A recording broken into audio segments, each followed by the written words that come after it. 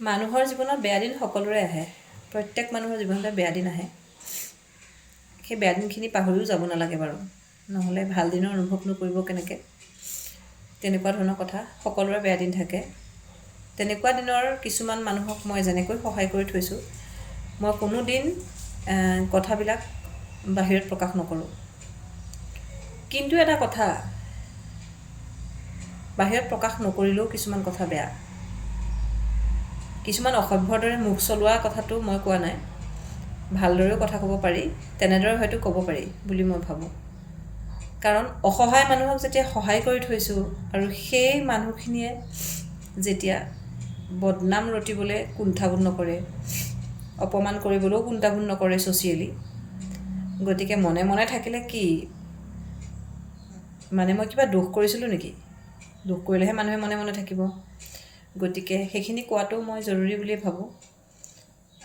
সেয়ে মই ক'ব বিচাৰোঁ যে মানুহৰ জীৱনত সকলোৰে উঠা নমা থাকে। যেতিয়া এজন মানুহৰ ইনকামৰ ৰাস্তা বন্ধ হৈ যায় আৰু পৰিয়াল চলোৱাৰ দায়িত্ব মূৰৰ ওপৰত থাকে, তেতিয়া সেই মানুহজনৰ কি অৱস্থা হ'ব পাৰে? বন্ধ হৈ যায় মানে 2 মাহ 3 মাহ 4 মাহলৈকে যেতিয়া বন্ধ হৈ যায়, ইনকামৰ ৰাস্তা যেতিয়া খোল খোৱাৰ চান্সটো অলপ দিনলৈ হ'লেও কম থাকে, বন্ধ থাকে, তেতিয়া মানুহৰ মনত কেনেকুৱা হয়? বহুত মানুহে এনেকুৱা সময়ত, চৰকাৰী চাকৰিয়াল মানুহেও কিন্তু কেতিয়াবা কিবা কাৰণত নিলম্বিত হ'লে বা কিবা কাৰণত তেনেকুৱা ধৰণৰ দৰমহা বন্ধ হৈ থাকিলে ছুইচাইড কৰাৰ হেৰি আছে, মানে উদাহৰণ আছে। কিন্তু তেনেকুৱা ধৰণে কিবা নহয় কিবা কাম কৰি ইনকাম কৰা মানুহৰ কথাই কৈছোঁ মই। সেইখিনি সময়ত যদি মই তেওঁক অলপ হ'লেও সহায় কৰি থৈছোঁ, অলপ হ'লেও মানে মনত এটা সাহস দিয়াওতো মানুহৰ দৰকাৰ, প্ৰয়োজন লাগে।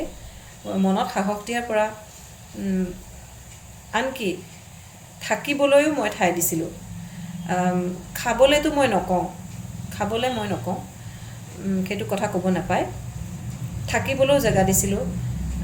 অকল ঘৰৰ ভিতৰত থাকিবলৈ জেগা দিয়া কথা কোৱা নাই মই, টিনৰ তলত। বহুত কথাই নিজৰ নিচিনা আপোনজন বুলি ভাবি পেলাই বহুত এডজাষ্ট কৰিছিলোঁ, ছেক্ৰিফাইচ কৰিছিলোঁ নিজৰ পাৰ্চনেল লাইফৰ লগতো। সেই মানুহে যেতিয়া মানে সাহসটো বেছিকৈ পাই গ'ল যে মোৰ নহ'লেও আৰু আছে, এতিয়া টেনশ্যন নাই, মই কাৰো ওচৰত হাত পাতিব বা মোৰ দুখ প্ৰকাশ কৰিব নালাগে, তেনেকুৱা ধৰণৰ সাহস এটা যেতিয়া পাই যায়, তেতিয়া কি হয়, এই পিছৰ কথাবিলাক পাহৰি যায়। কেনেকুৱা ধৰণৰ মানুহবিলাক ইমান স্বাৰ্থপৰ।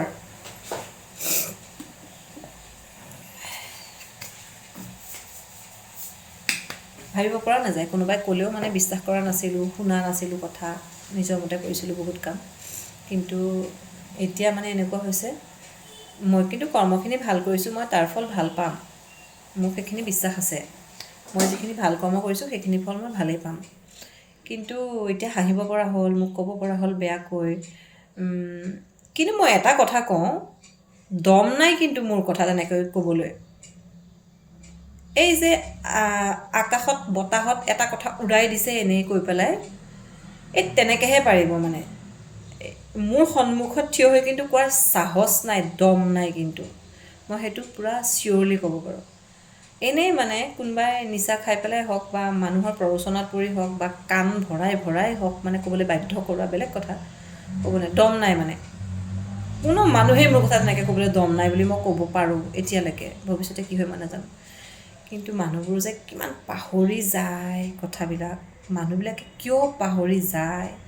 এটা সময় আহক, বহুত টকা পইচা হওক, উন্নতি হওক মানুহৰ, মানে যিবোৰ মানুহে টকা পইচাই মেইন বুলি ভাবি আছে, মোৰ ওচৰত পইচা আছে কাৰণে ভাবিছে মানে হিংসাত জ্বলি পুৰি মৰি থাকে মোৰ ওচৰত পইচা আছে বুলি, তেনেকুৱা ধৰণৰ এবিধ মানুহ আছে। মানে তাইৰ ওচৰত বহুত পইচা আছে, থাকক বা নাথাকক, মই কিবা কৰিব পাৰিছোঁ বা নাই পৰা, কিন্তু মই নিজৰ কিবা কৰিব পাৰিছোঁ নে নাই পৰা মই নাজানো, কিন্তু আনৰ সহায় মই যথেষ্ট কৰিবলৈ চেষ্টা কৰোঁ। গতিকে সেইখিনি মানুহে জ্বলি পুৰি যে কিবা কিবি কৰি আছে, কৈ আছে, শুনাই আছে, কাণ গেলা কৰি আছে, সেই মানুহখিনি এটা সময় আহক, বহুত টকা পইচা হওক, কিন্তু এই কথাবোৰ অনুভৱ কৰা এটা সময় আহক, সেইটোৱে বিচাৰোঁ।